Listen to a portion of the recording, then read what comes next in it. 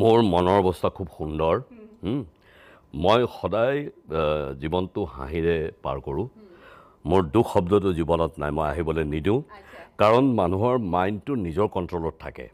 আমি যদি ভাবোঁ যে জীৱনত এই দুখ এই সুখ এই দুখ এই সুখ সেইবিলাক কৰি থাকোঁতে আমাৰ জীৱনটোৱে পাৰ হৈ গুচি যায় গতিকে মই খুবেই হেপী আৰু এইটো মই কোৱাৰ খাতিৰত কোৱা নাই in fact I am very happy আৰু তাৰে প্ৰতিফলিত আমি দেখি আছো কাৰণ আপোনাৰ বয়স মই অনুষ্ঠানটো আৰম্ভ হোৱাৰ আগে আগে জাস্ট সুধিছিলো আৰু আচৰিত হৈ গলো যে আপোনাৰ ইতিমধ্যে 71 ইয়াৰ্স হৈছে গতিকে আমাক জনাবই লাগিব যে ইমান ধুনীয়া এটা সুস্থ শৰীৰ ইমান ধুনীয়া মানে এতিয়াও ইমান ইয়াং হৈ থকাৰ ইয়াৰ মানে সিক্ৰেটটো কি আমাক জনাবই লাগিব আপুনি মই নিশ্চয় জনাম আৰু আজি অলপ দেৰি আগতেই মই যোগাৰ ওপৰত কিবা অনুষ্ঠানো কৰি আহিছোঁ হয় মই ব্যক্তিগতভাৱে যোগা নকৰোঁ যোগা যিটো কয় মই কৰিবলৈ সকলোকে এডভাইচ কৰোঁ কিন্তু মই নিজেও কৰিম চাগে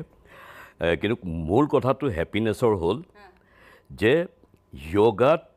যিটো আজিকালি সোমোৱাই দিয়া হৈছে ৰিলিজিয়ন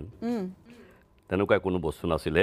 আমাৰ ভাৰতৰ ইতিহাসৰ ৬০০০ বছৰীয়া যিটো ইতিহাস আছে